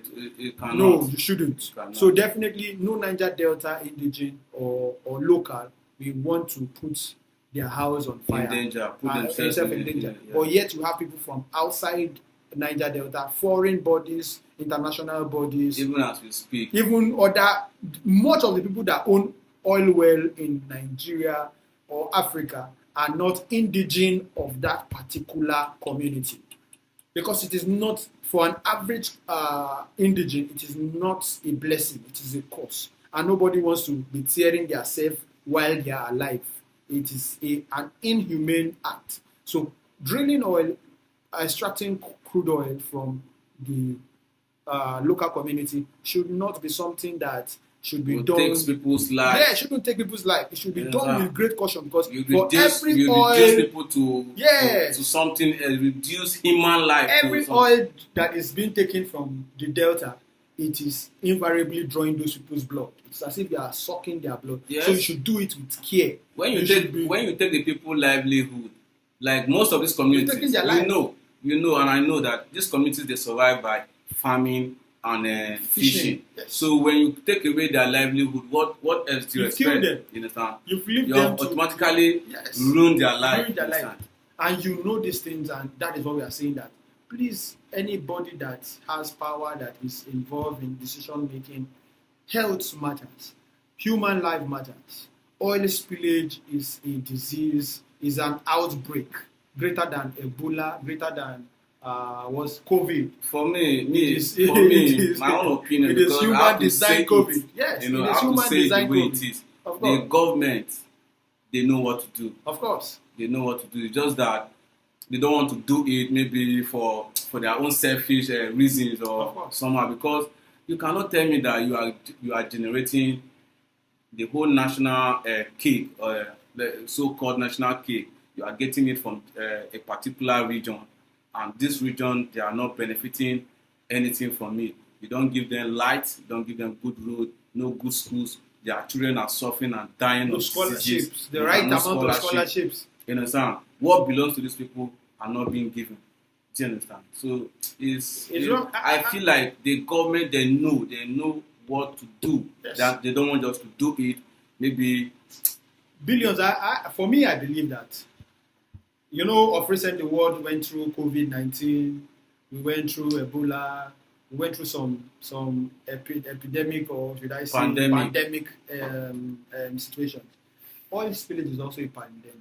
It's a pandemic, serious pandemic. The reason why we are talking about this, it might be taken slow. You might think it is happening slow, unlike COVID-19 that happened abruptly. People were dying within 3 months and all that. Do you know how many people have died of? Yes, and are still going to die. Yes, and are still going to die. Yes, because it's a ticking time bomb. Yes. Some have terminal cancers that are, in fact, in Africa generally. Some have blindness from this. The rise in cancer is alarming, and it's due to all this oil spillage, because the crayfish we consume in almost all African dishes that is being exploited, in fact, is from the Niger Delta, and this is where you have contamination level at alarming rates. So definitely you are taking once you are taking crayfish, you are taking some of our local diet, you are taking some fishes, you are taking of king crab, king snail, and these things are already contaminated, and we are talking about all of us. We are sitting on ticking time bomb, and once you ingest this stuff, and your body does not have a method of bringing out this toxic chemical, you are already, that is what we call cancer. It's cancerous, and before you know, you begin to count down. You have a countdown, and your life date and Your expectancy. life you are is eating reducing. a reduction of your life. An average Niger Delta where this oil local of where this citizen of or local of where this oil is being generated from. We're talking of the expectant lifespan has reduced from 100 or plus to, because those people had a very high lifespan. Yes. They were consuming natural Yes, diet, fish. before- they had fresh before meat. now. Yes, before now. They had high expectant rate. But currently it has reduced to 50. That's 0 to 50. I don't even blame our even people. the birth rates currently has reduced. People don't give because birth it's much. affecting their environment again, yes. their organs. Yes. You understand? Their And children reproductive cannot organs. their Most of organs the children and are their, suffering from of kwashiorkor, course, different kind of they cannot, malnourishment. their system cannot, their immune cannot fight this toxicity, and they begin to die, and all these dangerous chemicals in the environment. Because even we are talking about the oil spill, we've not talked about the burning, those companies that burn their oil, those they are burning Those that refine, those illegal refineries. Yes. Those wicked oils, Oh those yeah, chemicals bombs. that are Yeah, sent the to chemicals. environment. Yeah. Like the environment is toxic. It's as if you are staying in a controlled environment that is planned for people to die at a particular time, and that is what we are saying. The Niger Delta, where we have this oil split, where these crude oils are being extracted from, has become a large laboratory, a large controlled environment for killing people or for testing the dangerous chemicals, and it is now becoming alarming. In the first segment, you said Africa is a place where they use us for experiments. Yes. They use Allow we allow these people to use us for experiments. Yes. It's ground where they just use us to test to experiment their product or stuff. And here it's so pathetic. It's bad, where a blessing becomes a curse. A curse. It is a very, very. I've very not seen on sad earth. Sometimes I used to wonder, what kind of life are we living? Are you sure we are living? Are you sure God really created us? No, we're created by God. It is man. One of the people talk about God. God is strong. God is great. But one of the great things I've seen is the God called man. Man because is the Bible so says that we have the this heart blessing, of a have man. the Yes, resources, the heart of a man is desperately wicked. Who can know it? Yes, now they don't care about the common man. The common man, their fellow man, thinking of wickedness day in, day night. You are seeing what you are doing is bad. Why will you know that the action I will take? If I know that the action I will take will be detrimental to you, will be bad to you, I shouldn't take that action. If I must take that action, I should tread on caution. I should tread on eggshell. Yeah. I should tread.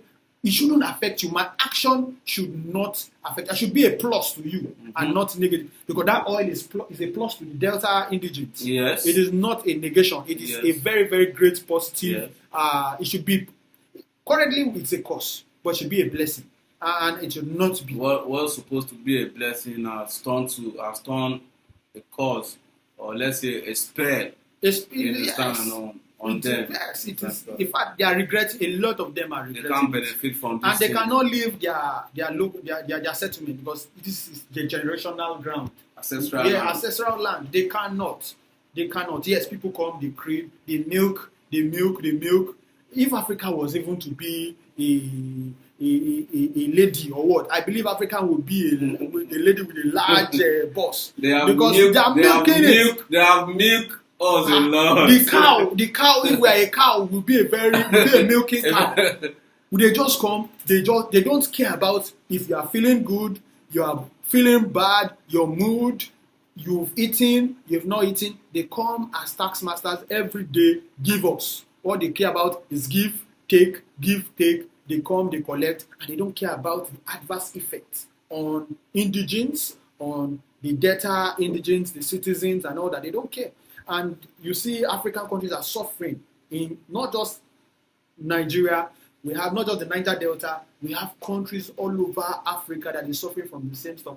And yet even in Nigeria, we still have other people, they were talking about crude oil, there are still other people mining gold, the northern people, We'll come to that. It's a topic that we'll discuss because we have to keep saying these things. Everybody have their own resources. Yes, you go to Zamfara. Yes, go to Zamfara. There's diamond, there's gold, there's Colombia, there's we have California. California, which is about almost very expensive. Very, very expensive. In the world, $1 million. Yes. Do you understand? About $27 million. Yes, per gram. You see, and you have people mining this stuff. Do you understand? Nobody cares. Nobody cares. And nobody people cares. are living. So people are living on that poverty. How much is a barrel of crude oil to a gram of California? And those things are not under national grid. They are not. It's only oil that is under national grid. We have gold. If you go to Nasarawa here, where we have coal and the rest. Yes, they are not under national grid. People, private bodies, entity, terrorists are being mining this stuff, and nobody is being called to account. And yet we are talking about. In fact, to me, I believe that the milking of the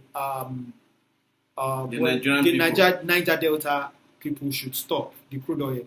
This is the time where you can't stop. Nobody can stop it because this is the time where there are so many hands because we have other sources of income as a nation that have not been tapped. Our agriculture is dead now. It's been since since the discovery of oil.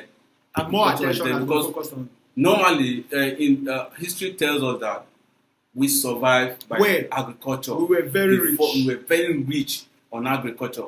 But today, as a country, we can't even boast of anything. We don't produce common rice. We are importing rice from beans. Poland and the rest. We're importing beans from tomato, pepper, and the rest. We are importing all this stuff. We don't even have factories again. And funny enough, when you even talk about before we even go far, the few foods, the few crops that are being produced in, let me use Nigeria specifically, are high in iron concentration. Mm-hmm. Our yam from Benue, before we used to have Benue, the food basket of the nation. Of course. Currently, much of the fruits produced from those parts of the country are not consumed. Oranges, they spoil on time. Mango. You cannot preserve them at home. Yes. Mm-hmm. Once you just bring them out, you keep them on your shelf, they've spoiled because of the high iron concentration. No more organic. We're having inorganic. GMOs are being genetic modified crops are being produced and all that. So talk about those GMOs. Yes. Mostly they are the things that are killing us now. Those things are becoming poisons, and the countries is just we are living in a limbo. Where should I? And from days you sleep in Nigeria. You know one funny thing about Africa in general. Africa, I told you earlier, is the Garden of Eden. You can say that, dispute that, or say whatever you want to say because I agree with you. An average African do not have the need. Africa, we are blessed. Yes, you don't have the need to leave this country, this continent. We should not even think about it. Should not be. So that when you wake up in Africa, you just tell yourself, "What will I wake up? Is there a day where I wake up from this spell, this limbo, this stuff? When are we going to come out? When are we going to come out of this bondage? Because it's not hard. Yeah. It's not hard. We are in chains, you know. We are just living. And rather now you have people fighting, Africa fighting each other, which has never been had. South Africa chasing, going back to the country, and they don't know that it is Nigerians that are there developing their economy, making their economy. It's totally ignorant because you can't tell me that you are pursuing your black brother. You know, for the borders that have been created. You can't fight the white people that are there. That are there, you can't fight them. White people who took over you, kill your people. And took over you, caused you to hunger. They caused those guys hunger for so many years. Of course. And we Africans, other African countries with appetite regime. You understand? Nigeria, to be precise, was part of the contributed fund to save those people's life. To save South Africa from independence. After South Africa is still young, they got their independence in the early 1990s. African man is telling an African man you should leave. You are telling me to leave Africa to go to where? Go to where? Ironically, it's an oil spillage. We are having the spillage from Nigeria has spilled to Africa, and that of South Africa is spilling down to Nigeria. That is an ironical. I see that as an ignorance. Yes. You know, when you read books like Long Walk to Freedom. Yes. You know, you understand where Nelson Mandela is coming from, like what it's really talking about. Long Walk to Freedom. Before you get freedom, you know, freedom is not actually given. Yes. It's taken. You understand? You take it by force. You see, when it comes to freedom, it's like you are being held and you need to be free. Mm-hmm. You must grow to a capacity where that hand that holds you cannot hold you anymore. It should dawn on the person oppressing you that this person is a force, that I cannot hold on. You should be able to let go of. Yeah. Nobody likes to be controlled. Nobody likes to be oppressed. It's a system in Africa. The Niger Delta indigents are being oppressed. They are being controlled. They are oil because their resources. You are not the owner of your resources. It's still the same system of slave trade we talked about. It's forced now. Once you are milked, you force them to accept what is not theirs. And you are being milked. It's still a form of slave trade. It's still a form of enslaving them. This one is worse than slavery, Yes. because it is a black man to black man now. Of course, brother to brother. Brother to brother. It's your own fellow brother is enslaving you. It's your own taking brother from you. yes, taking from you, oppressing you at the same time. So the Niger Delta needs that light. They need to see. They need to be given the opportunity to come to the world pedestal, to enjoy life The at the whole world same is level. listening. You know, Stand I know that the US are listening. In fact, everybody all over the world, they are listening, and they know what's right for us, what is right for the Niger Delta. The oil spillage has damaged a lot of communities, has destroyed a lot of life. You guys are listening, and we know you are benefiting. And America, mostly, they are the people who are benefiting most from this oil. Of course, if you could stop slave trade on a world scale, then I believe they still have the power to checkmate they should have benefit. The oil spillage in the whole world. Yes. We're not speaking for Africa alone. We're speaking for Asia. We're speaking for places where this oil has been generated, where they are being taken. Yeah, of course. So please, they should look into it, and it should not be a cost. The blessing should be enjoyed by the indigents of where this blessing is being generated from. Yeah. If crude oil is a blessing, then the indigents should benefit from it, Mm-hmm. not the cost drillage or spillage of this oil. Mr. Emmanuel, before we move on, let's talk about something very, very important. Of course. You know, we've been talking about health issues, talk about a lot of things, from the education aspect to our oil spillage in Africa. What is the causes, the causes, you know. So we'll be discussing. I want to announce a very good message, good news to our New York listeners. You know, if I'm in New York, this is good news for you, right? This is good news. Now, let's talk about something we all need, we often worry about, which is the cost of health. Do you understand? The cost of seeing a doctor. Some people are sick right now as we speak. They can't access hospital because of maybe high cost of bill, and most of them don't have money for payments to pay these bills. Do you understand? So most people don't even know that the New York City has a program specifically to make sure you are covered, right? It does not matter if you just got here or how much is in your pocket. You see, it does not really matter how much is in your bank account. You can easily access New York. You can always access NYC Care. That's New York City Health Care. You understand? So in New York City, we take care of you. By just living here, you have access to low or no cost health care. Do you understand? NYC Care includes primary and preventive care, medications, and mental health service, and more. Regardless of your immigration status or ability to pay, enroll or renew your membership today at nyccare.nyc or call this number 6466922273. I repeat the number again, 6466922273. So make sure you take advantage of this great opportunity. If you are living in New York, make sure you take this seriously and take advantage of this great privilege, this hospital. Take care.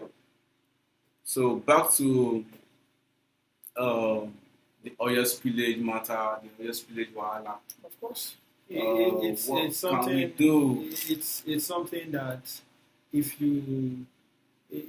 no man will want to be the cause of his or her own problem deliberately, and definitely the oil spillage in Niger Delta and in Africa in general have become a big problem. So I believe that it is a thing of personalizing the pain of the Niger Delta. There is no constitution meant for the national Niger Delta citizens. They are not in the book. They are sidelined. They are sidelined. So I believe that if they are being treated as properly, what they are supposed to be treated as a first-class citizens, because they are the one feeding the nation. Yes. It's no longer the agricultural system. Let's call a spade a spade. They are the one feeding the nation. For every Nigerian you see living a luxury lifestyle, they are the primary source of feeding and helping those people. So definitely I'm saying that if they are treated well, they are taken into consideration, they are treated as important as they ought to, not neglecting them.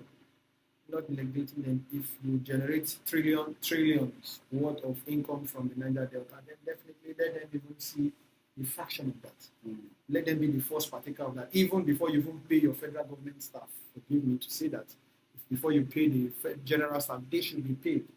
They should be treated as important. It's possible. It's possible. But the reason why I just laugh is because the impossibilities is more than the possibilities. Let us say, for instance, it is the northerners that is generating the oil that the Niger Delta or the other people. We wouldn't have been one Nigeria today. So then why is it? And it is because of the oil that they forced us to become one Nigeria. But that's a story for another day. Another day. So let's not marginalize them. Yeah. They want it. I don't believe that if a child have a skill, a vocal, maybe a verbal or a vocal skill, like something, a vocation, or maybe a child that's a doctor, maybe if 10 years old is a PhD holder and is a doctor and has the knowledge and the know-how and is delivering the skill that he's being paid for. If his salary is worth $1 billion, pay that child. Do you understand? Don't sideline, because let's just pay the speed. I don't want to be paid less for whatever I do. I don't want any other person to be paid less for whatever they do. If the Niger Delta are the one feeding the nation, then let us feed them also.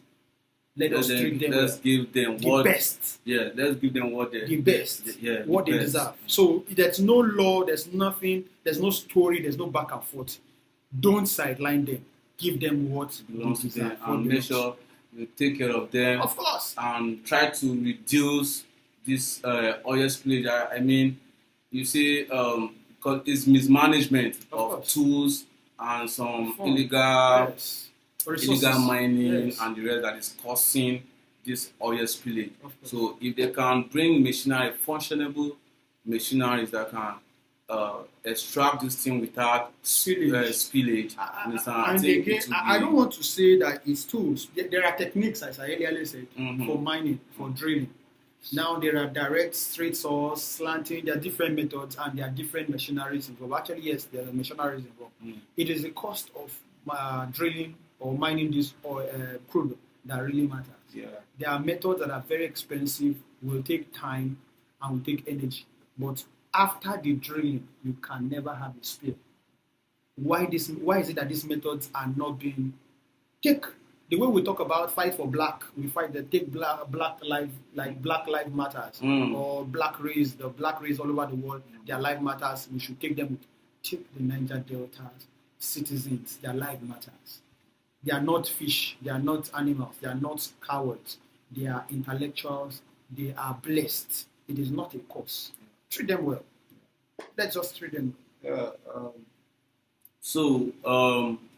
Actually speaking of hidden dangers and seeking a way out of darkness, Before we discuss the legal battles for these communities, I need to remind our listeners that feel toxic, inner peace is paramount, and that is where you need Sister Dubon, for your spiritual healing, your spiritual horoscope.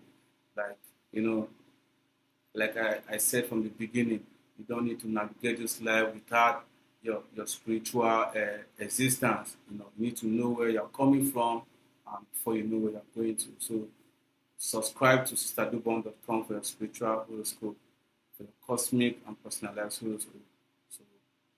So for your spiritual horoscope, you understand? So for your peace of mind, your peace is what we want. Do you understand? So we are living in a chaotic world already.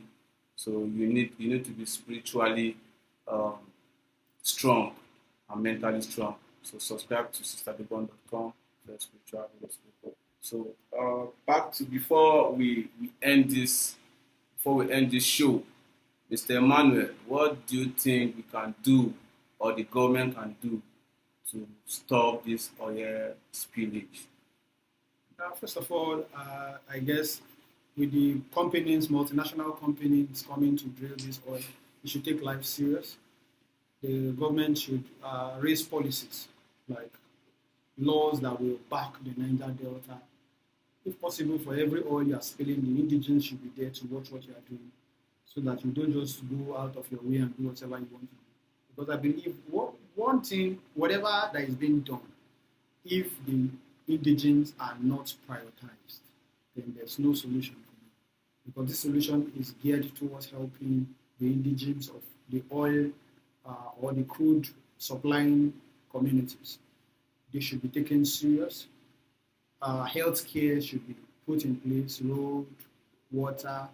Their livelihood should not be taken from them. For granted. Yes, and for granted. And the government should do the needful and even help these people to support them, give their children scholarship. Yeah, because the oil, and if there's an oil spillage, it has caused a lot of damages. Yes, you should take it serious to mitigate it and solve those find a way to control the environment. The environment. Yes. Thank you so much, Mr. Emmanuel, for joining me in the studio today. We have talked a lot. We have discussed so many things. We actually need solutions to everything we have said, from our poor education system and the environment we live. In fact, the situation in Africa is nothing to write home about, compared to all these advanced countries. So please, the governments of Africa, the leaders of Africa, we are just pleading and appealing that we need more. We deserve more. We deserve a good life.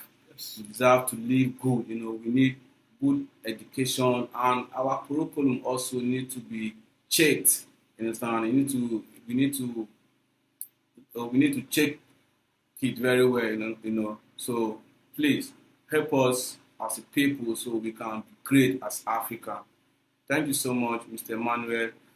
Big shout out to DJ Padmat, and big shout out to our listeners all over the world for tuning in. Don't forget, we have shows all through the week. We have Monday night show. We have Africans Awake. We have Truth the Card. You understand? So we have Afrobeat Extravaganza by DJ Padmat himself. So make sure you tune in always. Tell your family members, tell your friends, tell your loved ones that King and Queen Radio is the only place to be.